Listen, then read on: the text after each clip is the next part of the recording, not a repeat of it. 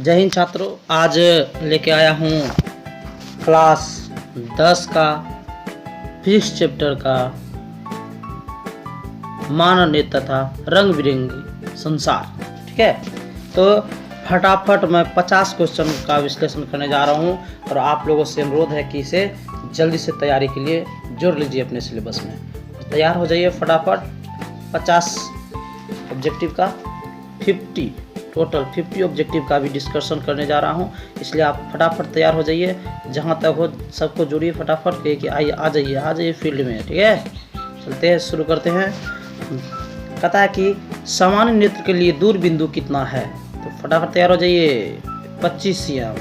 अभिनेत्र lens की focus दूरी में परिवर्तित किया जाता है। अभिनेत्र लेंस की फोकस दूरी में परिवर्तित किया जाता है, तो ये हो जाएगा आपका पक्षमाभि द्वारा। ठीक है, चलते हैं नेक्स्ट क्वेश्चन। स्पेक्ट्रम में किस रंग की किरण का झुकाव अधिक होता है? चलते हैं आंसर की ओर, बैगनी। स्पेक्ट्रम प्राप्त करने के लिए किसका उपयोग होता है? तो ये है प्रिज्म। ठीक है, फटाफट नेक्स्ट क्वेश्चन। कहता है जो नेत्र निकट की वस्तु को साफ नहीं देख सकता उस नेत्र में होता है, क्या होता है? होता है दूरदृष्टि। मानव नेत्र में कौन सा लेंस होता है? फटाक से, ये हो जाएगा उत्तल लेंस। ठीक है, चलते हैं नेक्स्ट सवाल की ओर।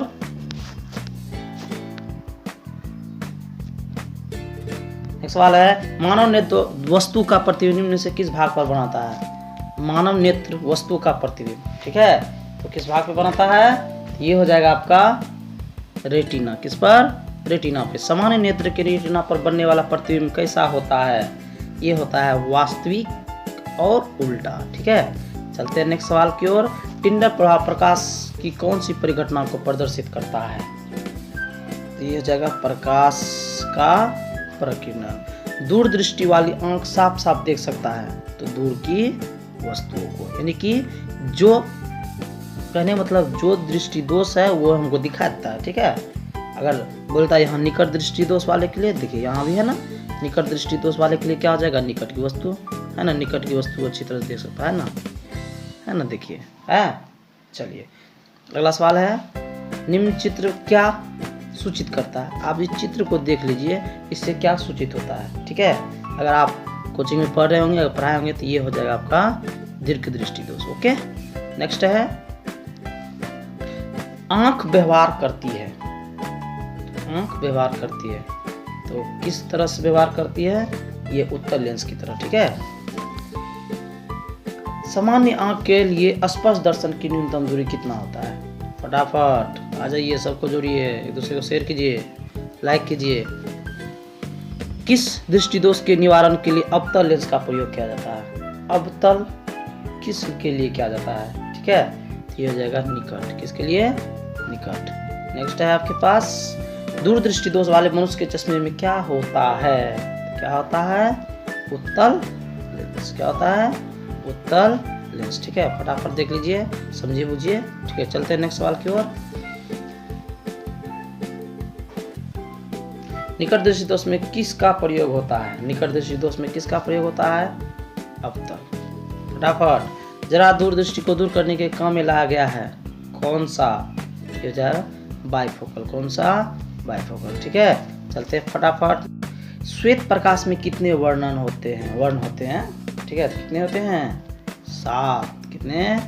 7। श्वेत प्रकाश की किरण जब किसी पृष्ठ से होकर गुजरती है तब जो वर्ण सबसे अधिक विचलित होता है वह कौन सा है?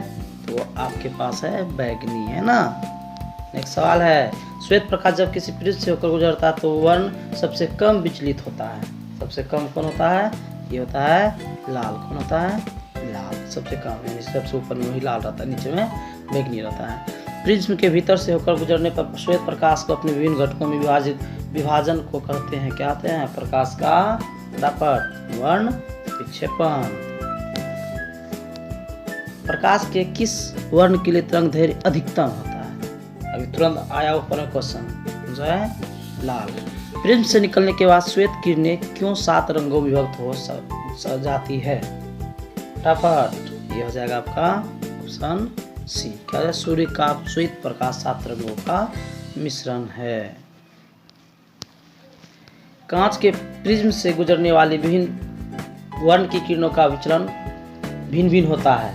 फटाफट फटाफट क्या हो जाएगा ये सी हो जाएगा। कौन हो जाएगा? सी। विभिन्न रंगों प्रकाश के चाल से चलता है ना, विभिन्न चाल से चलता है।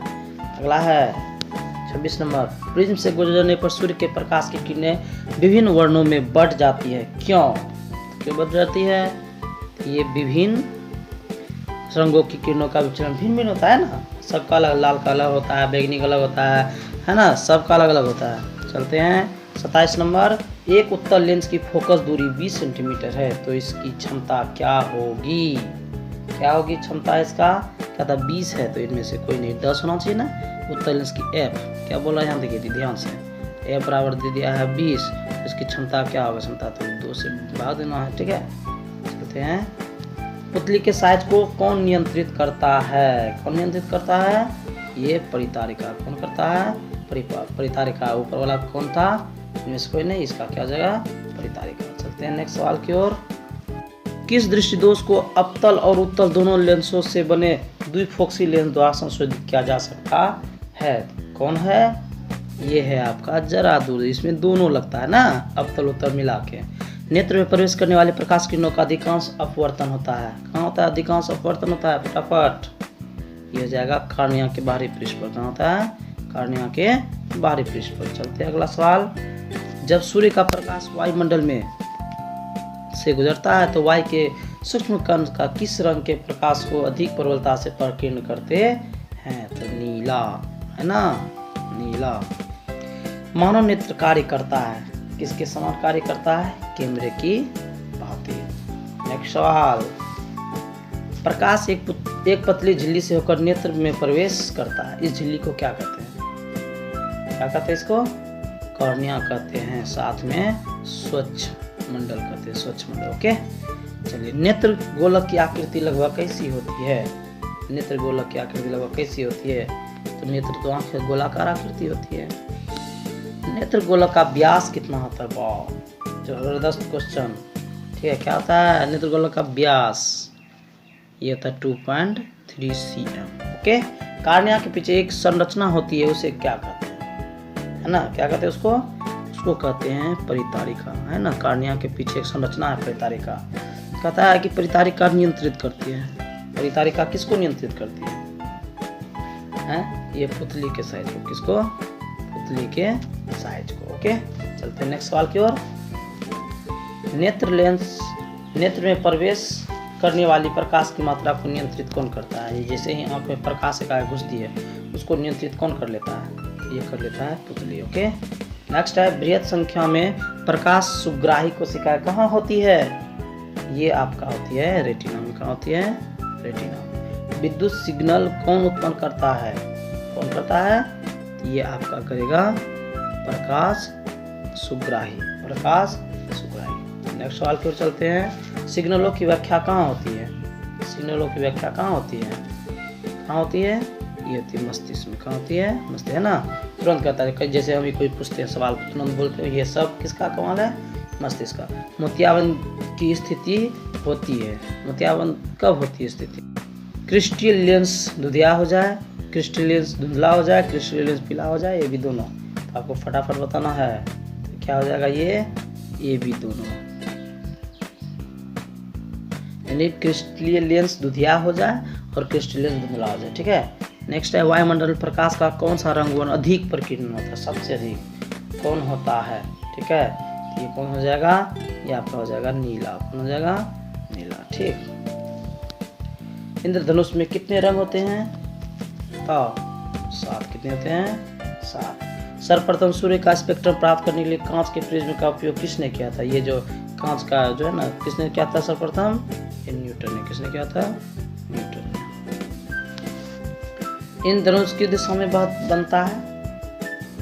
किस दिशा में बनता है? तो ये आपका हो जाएगा, बराबर बताइए आप लोग, सूर्य के विपरीत। वहाँ पे सूर्य के विपरीत, है ना।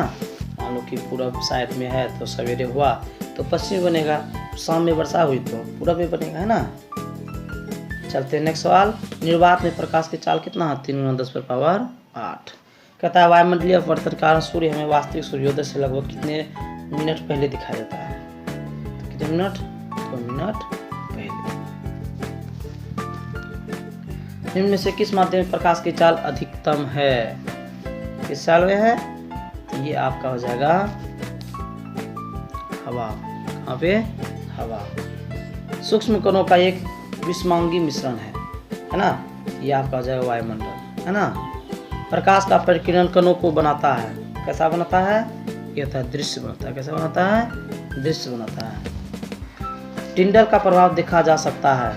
कहाँ देखा जा सकता है टिंडल का प्रभाव? ये आपका जंगल में। कहाँ देखा जाता है? जंगल में ज़्यादातर। ठीक है। वायुमंडल नहीं होता तो आकाश कैसा दिखाई देता है? फटाफट बताइए आप लोग। काला। कैसा? काला। और लास्ट है, अत्याधिक ऊंचाई पर उड़ते हुए यात्रियों को आकाश कैसा दिखाई देता है? आकाश। ठीक है, ये आकाश दिखाई देगा काला, लेकिन धरती जब दिखाएगा तो नीला। ओके, ठीक है। तो छात्रों कैसा लगा ये मेरा फटाफट ऑब्जेक्टिव क्वेश्चन? तो जरूर चैट बॉक्स में लिखिएगा ताकि मैं मोटिवेट रहूं और आपको इसी तरह से नए नए ऑब्जेक्टिव सब्जेक्टिव का विश्लेषण करता रहूं। तो मिलते हैं नेक्स्ट वीडियो में। जय हिंद, जय भारत।